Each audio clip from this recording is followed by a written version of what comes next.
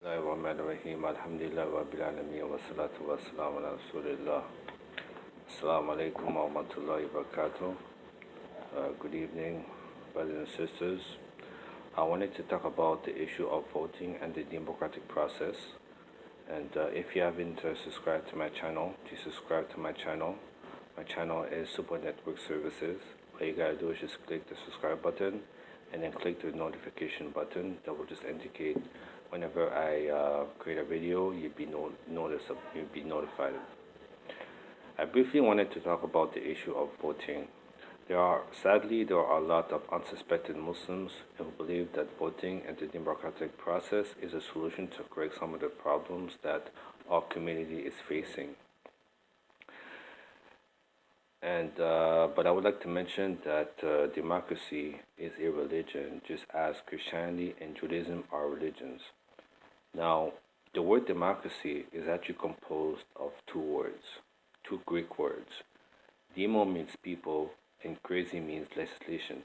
So the literal meaning of the word democracy is legislation of the people, and the actual definition of the word democracy is a government of the people, for the people, and by the people.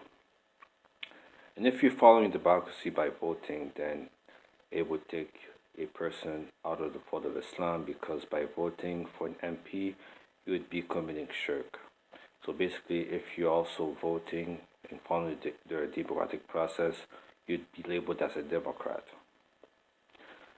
And we all know, again, that if you are committing shirk by voting, that would take you out of the fold of Islam.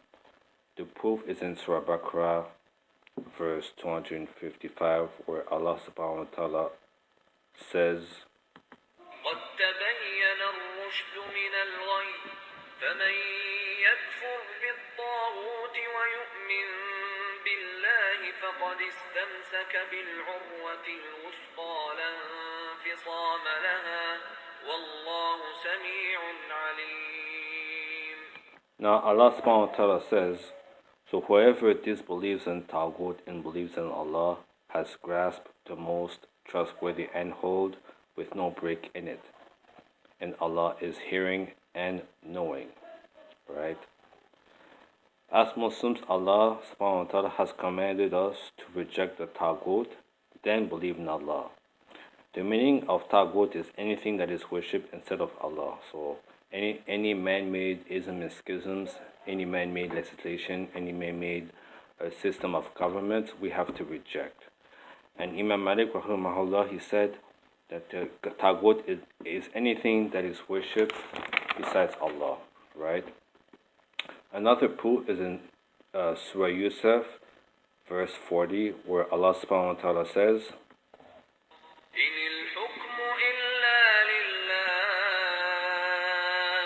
أمر أن لا تعبدوا إلا إياه ذلك الدين القيم ولكن أكثر الناس لا يعلمون. Now Allah subhanahu wa ta'ala says that legislation is for none but Allah. He has commanded that you worship not except Him. That is the correct religion, but most men know not. Now, remember what I was saying, that democracy, the literal meaning of the word democracy is legislation of the people. When in Islam, legislation belongs to Allah, right? So in democracy, because legislation belongs to the people, it's basically the majority who wins. So if the majority, for example, wants homosexuality to be legal, same-sex marriage, or if they want marijuana to be legal, or the drinking of alcohol, then the majority wins, right? So the God in democracy is basically evil desires, right? But in Islam, only Allah subhanahu wa ta'ala is the legislator, because legislation belongs to none but Allah, right? So like I was saying in the verse, you notice that the word legislation and worship is in the same verse. Some Muslims worship Allah, but they choose other legislators besides Allah when they go and vote for a specific MP.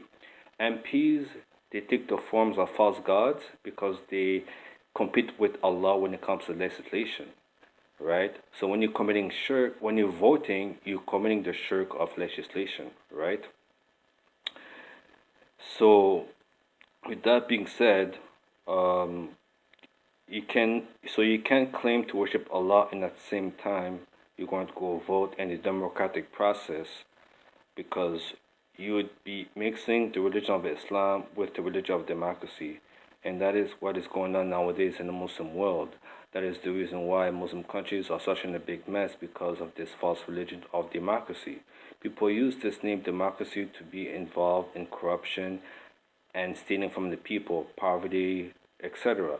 So there is no proper justice in the democratic process.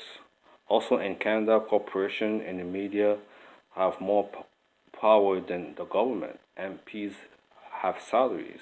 So who pays them their salaries, right? Corporations, right? So corporations, of course, have more power than the government. So what's the use of voting? It's like you're bowing down to false gods. And false gods, there's no benefit in bowing down to false gods. Likewise, there's no benefit in voting for a specific politician. They all lie anyways, and most of them are homosexuals, right? A lot of them are homosexuals. So when you're voting, you're basically supporting homosexuality, because a lot of those MPs, they make false promises, and a lot of them are gay, right? In the time of Rasulullah sallallahu alaihi wasallam, there were Lat, Uzza, and Manat. They were all false gods, and they were worshipped besides Allah in a time of ignorance. And there were also 360 idols in the Kaaba. So we know that Islam came to eradicate the worship of false gods and called the people to authentic Tawheed, to worship of Allah alone. So it is not enough to worship Allah alone, but we also have